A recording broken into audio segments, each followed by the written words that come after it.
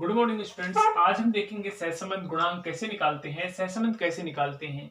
तो यहाँ हम आज के एग्जांपल में हम देख रहे हैं कि 5 विद्यार्थियों की संख्या ले रहे हैं, मतलब 5 विद्यार्थियों के द्वारा एक्स और वाई विषयों में जो प्राप्तांक अर्जित किए गए लिए गए उनका जो विवरण हमारे पास दिया हुआ है और हमें ज्ञात करना है सहसंबंध। तो सहसंबंध ज्ञात करने के लिए हम सबसे पहले क्या करते हैं, रैंक प्रदान करते हैं। तो x के जो मान है उनको और y के मानों को हम रैंक प्रदान करते हैं। रैंक प्रदान करने के दो तरीके होते हैं, दो नियम होते हैं। एक होता है आरोही क्रम में रैंक प्रदान करना, एक होता है अवरोही क्रम में रैंक प्रदान करना। तो हम यहाँ बढ़ते हुए क्रम अर्थात आरोही क्रम में रैंक प्रदान करने का कार्य कर रहे हैं। तो सबसे पहले हम x को रैंकिंग देंगे। तो x में 3 सबसे छोटी है, इसको हमने 1 रैंक दिया। उसके पश्चात 6 को 2 और फिर 11 को 3। 11 से बड़ी संख्या 13 है, 13 को 5 और 13 से बड़ी संख्या 15 है, तो 15 को हमने 5 दिया। मतलब 13 को 4 रैंक और 15 को 5वीं रैंक दी। ऐसे ही y जो है, y के जब रैंकिंग देंगे तो इसमें भी हम वही तरीका अपनाएंगे बढ़ते हुए क्रम का। तो सबसे छोटी जो संख्या y की है वो कितनी है, 1 है। तो इसको 1 को हमने 1 रैंक दिया। 1 के पश्चात जो बड़ी संख्या 5 है, इसको हमने 2 दिया। इसके पश्चात 6 को हमने 3 दिया। 6 के बाद बड़ी संख्या 8 है, 8 को हमने 4 रैंक दी। और 8 के बाद 10 संख्या है जिसको हमने 5वीं रैंक दी। अब इसके पश्चात रैंक देने के बाद हमारा कार्य होता है डिफरेंस ज्ञात करना। डिफरेंस किसके मध्य ज्ञात करना, rank of x minus rank of y। मतलब x और y की जो रैंकिंग है उनमें अंतर निकालना होता है, d का मान। तो d का मान निकालेंगे हम। तो 5 में जब 3 घटाएंगे 2, 4 में 1 घटाएंगे तो माइनस, 4 में 5 घटाएंगे तो माइनस का 1, 2 में 2 घटाएंगे तो 0, 3 में 1 घटाएंगे तो 2 प्लस के, 1 में 4 घटाएंगे तो माइनस के 3। तो ये हमारा डिफरेंस आया। और डिफरेंस को हम करेंगे स्क्वायर, मतलब डी स्क्वायर ज्ञात करने के लिए।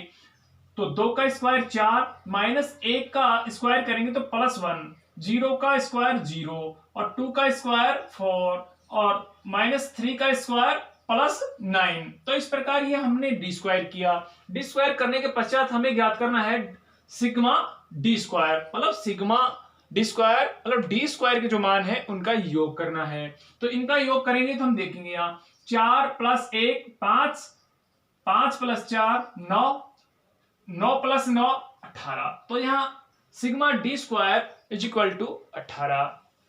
अब इसके पश्चात हमारे पास सूत्र जो है वो सूत्र है सहसंबंध गुणांक ज्ञात करने का।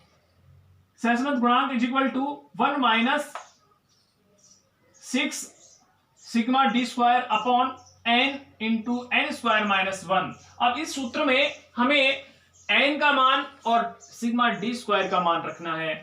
तो ये जो मान रखेंगे तो हमारे पास 1 - 6 और डी स्क्वायर का मान 18 है तो इंटू 18 अपॉन n का मान 5 है तो 5 इंटू n का स्क्वायर मतलब 5 स्क्वायर -1।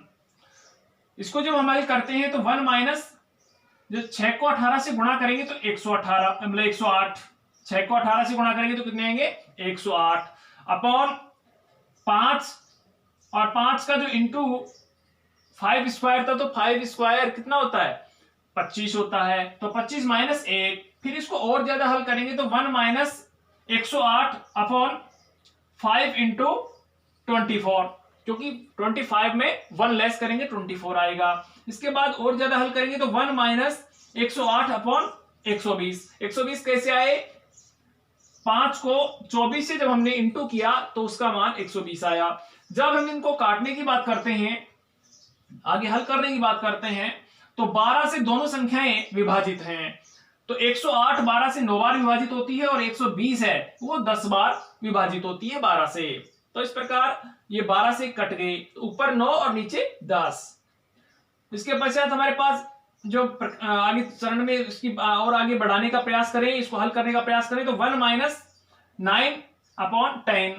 अब इसको भी हम आगे हल करेंगे तो हमारे पास क्या आएगा, 1 अब ये हमें पता है कि 9 में 10 का भाग लगाएंगे तो कितना आएगा, 0.10 नहीं 0.90 आएगा। कितना आएगा, 0.90 आएगा।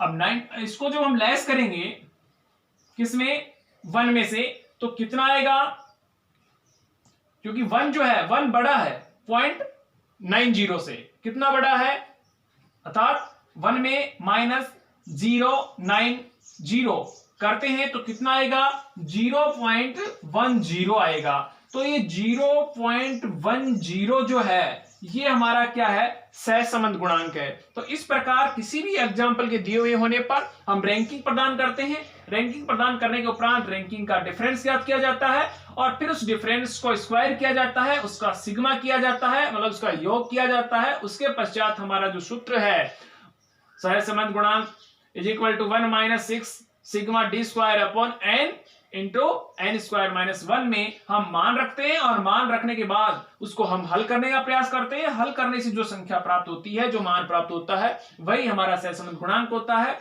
और सहसंबंध गुणांक यदि प्लस में आता है तो धनात्मक और माइनस में आता है तो ऋणात्मक, 0 आता है तो शून्य धनात्मक। तो अब यहां पर मतलब शून्य मतलब सहसंबंध रहित, कहें 0 आएगा तो सहसंबंध रहित हो जाएगा। तो यहां पर हमने देखा कि प्लस का मान आ रहा है तो प्लस का मान आ रहा है, इसका मतलब धनात्मक सहसंबंध है। और धनात्मक के मतलब प्लस वाला है धनात्मक है, और धनात्मक में हमने देखा कि 0.25 से छोटा है और 0 से बड़ा है। तो इसका मतलब ये जो निम्न स्तरीय जो धनात्मक सहसंबंध है वो यहां पर इस एग्जाम्पल में है। कैसा है, निम्न स्तरीय धनात्मक सहसंबंध है। तो इस प्रकार किसी भी एग्जाम्पल के दिए होने पर हम सहसंबंध गुणांक को आसानी से निकाल सकते हैं। और इसके बाद में दूसरे एग्जाम्पलों के बारे में चर्चा हम हमारी नेक्स्ट आने वाली जो कक्षा है उसमें करेंगे। तब तक सभी विद्यार्थियों को नमस्कार।